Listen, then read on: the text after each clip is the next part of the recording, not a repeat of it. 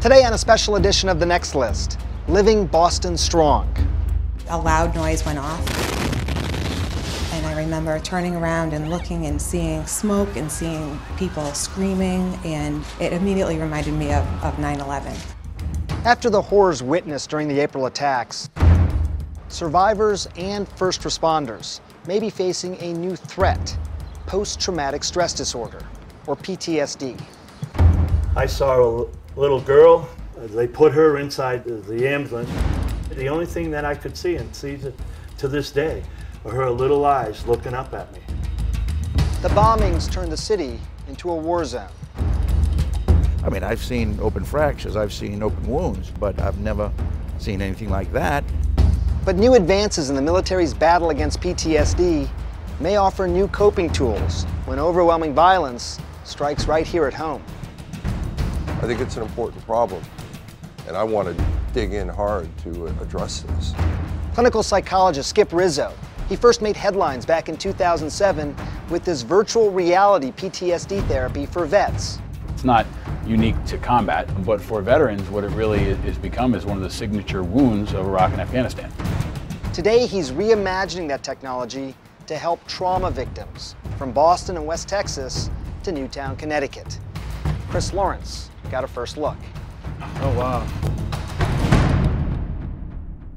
You know, I think that the military does a pretty good job in preparing people in advance for physically challenging events, for how to operate in a squad, all the tactics of war. Each one of these recruits has to be a basically trained Marine. We have to give our brothers and sisters in the fleet who are going to be in charge of these Marines a finished product. I want to prepare people to deal with stress better, and if that doesn't work out, to help them to fight through the challenges in the aftermath of stress. Hi, I'm Skip Rizzo, clinical psychologist at the University of Southern California Institute for Creative Technologies. Anybody that goes to war is going to be changed. It's just a reality.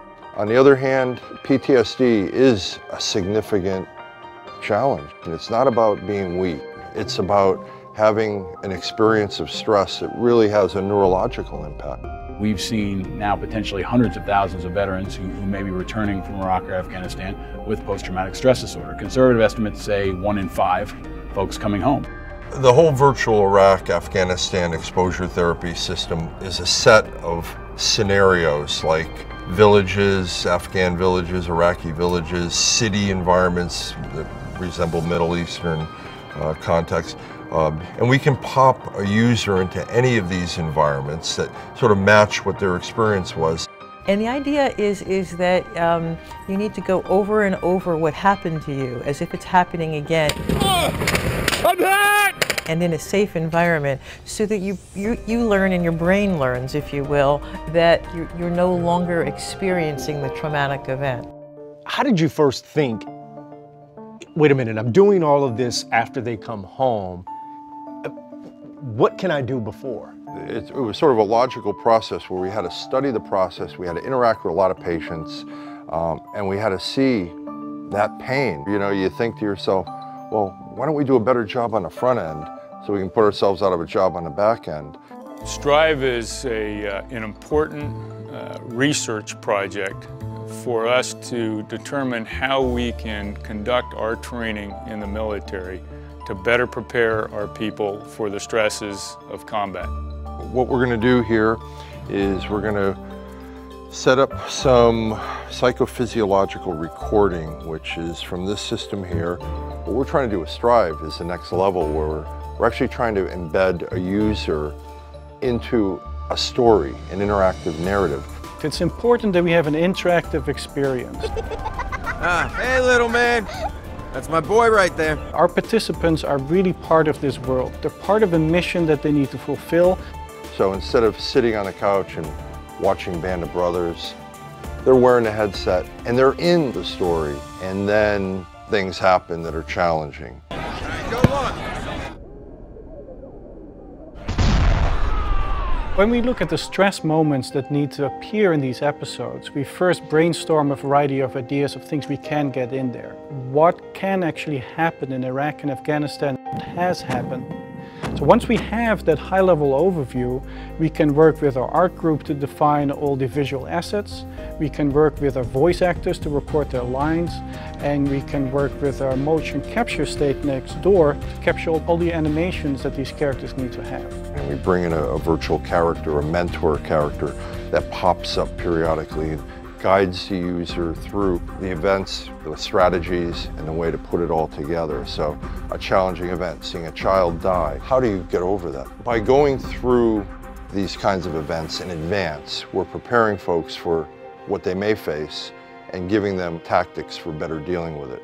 The Army research community has funded a portion of this. The Office of Naval Research and the Marine Corps has funded a portion of this. I certainly think that anything we can do as a government, as a military, to prepare our young men and women for what they might see while deployed is money well spent. In this case with Boston, what I envision is that we would have a crowdsourced approach.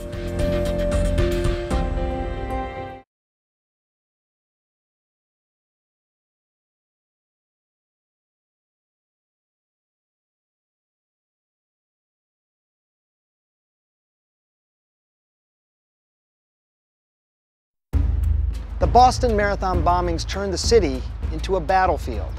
Police, medics, innocent bystanders were suddenly thrust into a war that none of them could have foreseen.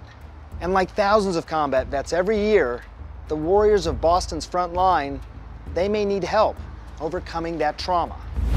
That was a war zone. That was something I wasn't ever been involved in. I can imagine how that is over in Afghanistan and Iraq and what our veterans go through. When you hear some of the stories that people tell about their experiences in Iraq and Afghanistan, the variety of things that affect people are unimaginable. First time I came under fire, it was in 2006, going up and down a road called MSR Tampa in Iraq. Your first reaction isn't really feelings, it's instinct, and you just respond off instinct. Okay, so you'll be putting on this head-mounted display. Oh wow. I've just turned on the bass shaker. Yeah. That feels a lot more real. On the convoy that I was injured on, I wasn't with my unit. I was detached to do a separate mission to escort a specific general. And our mission was to play security team. And on the way back, there was an IED attack. Our vehicle ran over an IED. So the vehicle exploded. We really try to draw on the feedback we get from patients going through this and the stories that they tell to make it a richer experience. You couldn't tell it was a truck anymore. It was just like a big ball of metal. Never met the person that saved my life. I didn't remember his name. And I didn't know the soldier that was lost as well. I just remember waking up in Germany. I think the key here is diversity. To be able to have a variety of contexts that can address the wide range of experiences that people come back that they say are the things they remember and that, haunt them. So when I woke up days later, couldn't feel my legs, couldn't move my head left or right, so I didn't know if I was quadriplegic, paraplegic. I didn't know what was going on until the nurse explained it to me. I was having a hard time sleeping. I was having a lot of nightmares and just memories and flashes. So they diagnosed me with post-traumatic stress. I didn't have the fortitude to seek help. I didn't seek help either. I was told I had to seek help. So what we do is we have the person go over their memory as if it were happening again, but they're in a safe environment.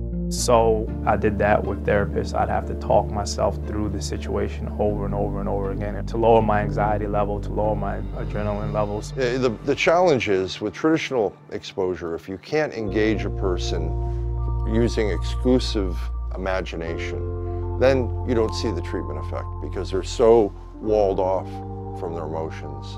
Let me pop you into a city environment. We'll jump into a market area. Yeah, I can see you've got the fruit, vegetable stands, all the trash in the street, which is pretty realistic. Where virtual reality comes in is it basically delivers the context for your memory and the imagery, the sights, the sounds, the smells of being in Iraq or Afghanistan. Like, I hear all these layers of sound. I hear the helicopter, I hear the call to prayer. You know, I really think that the visuals set sort of a stage or a context, but the sound can really serve to drive emotion. This is vehicle 3. Go, we just got hit. And to anybody watching, they're gonna say, oh, it just looks like a video game. But when you put the goggles on, it really brings you back into the same scenario that you're working through. We can put on ambient city sounds now. Add the sound of wind, and of course we can blow stuff up. I mean, it was pretty intense. I mean, even when some of the bombs were going off, it wasn't just hearing them in the distance. Like, I could feel the vibrations of those explosions. The body experience is a key element of this. You smell a smell or you hear a sound, hear a prayer call. It's tapping into your memory and helping you recall it and maybe overcome the avoidance that seems to be part of PTSD. The therapy has been effective. I was never a fan of like prolonged exposure and things of that nature because it's just not a comfortable feeling. At its core, exposure therapy has to induce some level of anxiety so that you're processing hard memories. But it did help out a lot because I later kind of noticed that the nightmares were coming a lot less frequently, the sleep issues was coming a lot less frequently, and the anxiety when these nightmares happen was coming a lot less frequently. There are currently 55 sites that have the original system. You know, I can't underscore enough that the technology doesn't fix anybody. It's a tool in the hands of a well-trained clinician. There have been multiple studies done with Marines, Navy personnel, and Army and returning from active duty showing that it's effective. People get better. They get better in a relatively short period of time. Absolutely, I would recommend this therapy to all different types of soldiers, police officers, firemen. Those folks deserve our best effort as much as a service member that's gone into combat.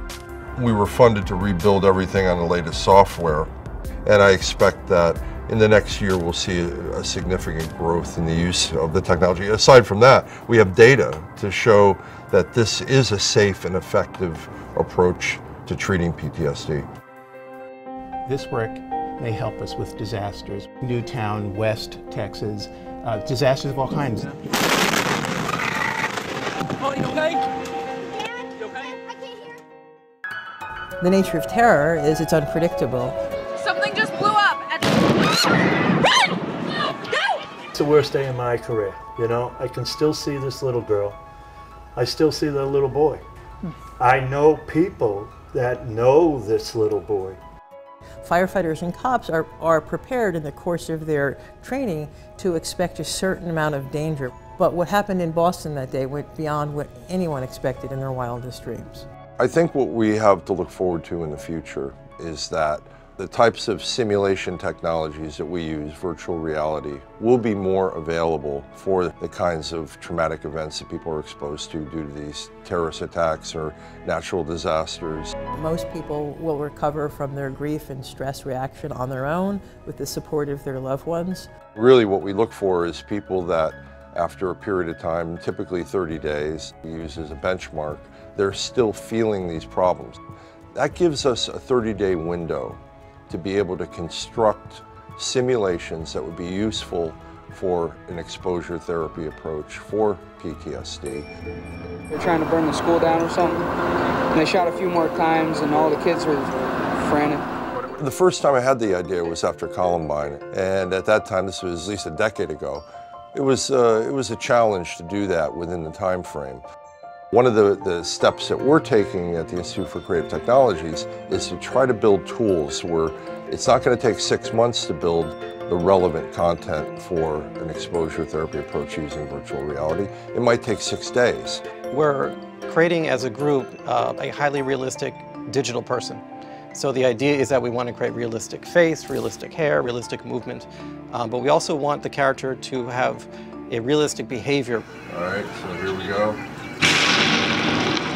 The key is getting content that's relevant to whatever the traumatic event is. So in this case with Boston, what I envision is that we would have a crowdsourced approach. In fact, I set up a Facebook page to get this kicked off called Virtual Volunteers. People that are content creators, people that have built game content or virtual reality content.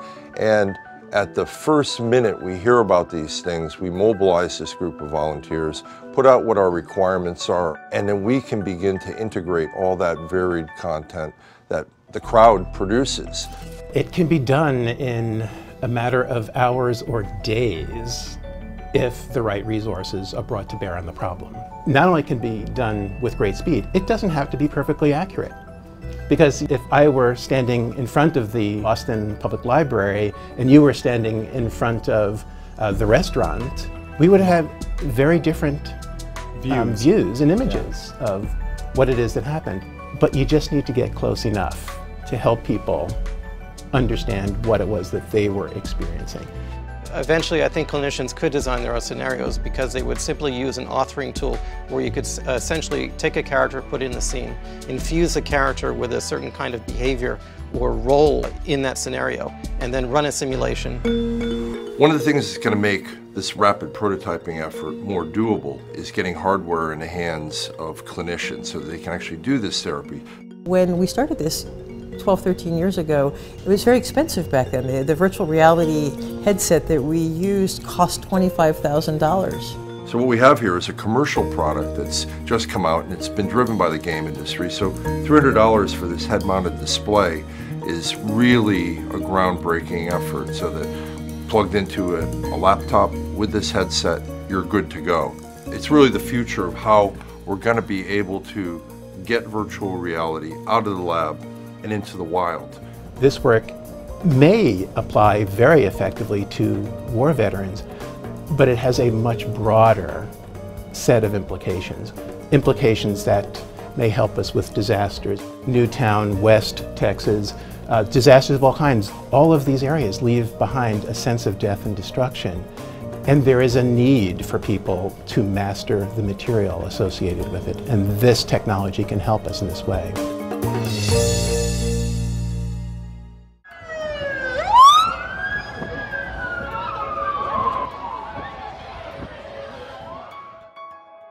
We've got a large population that deserves our best attention. I think that there's no more higher purpose right now than to take care of the folks that put themselves in harm's way, protect our freedoms. Yes, I still have sleep issues. I still have, from the TBI migraines, I still have nights or weeks at a time where I can go without sleeping. Still situations where I've lost some people over there that I don't talk about now, but it just, you're never going to get that back, you're never going to get them back, and those memories aren't ever going to go away. We are acknowledging that people are always going to have some effect. We just want them to be able to be better at making that transition back to civilized society and not carrying around that pain of war for the rest of their life, messing up the only life they have. A lot of vets don't want to go get care. They're saying, you know what, I'm tough, I can handle it, I'm macho, I learned in the military that I can take care of myself.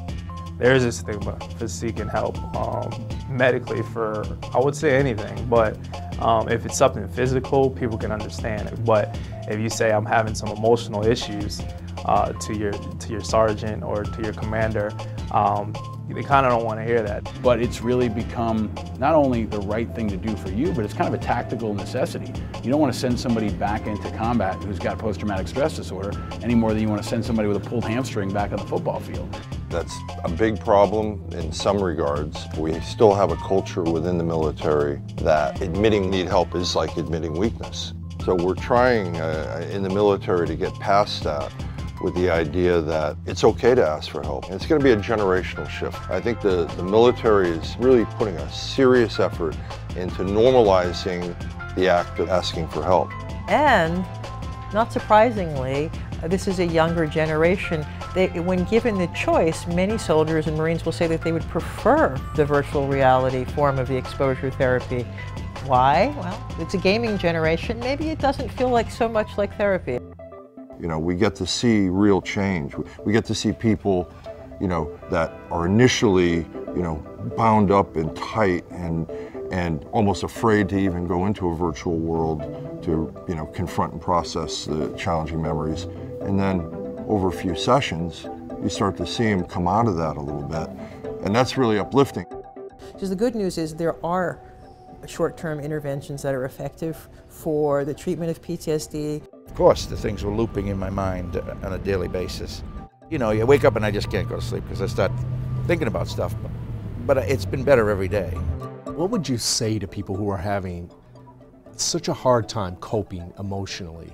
Well, it does take time, and it takes, I think, an active effort to reconcile this. It's why we recommend that people talk with others, trusted friends, to help oneself put all of this in perspective.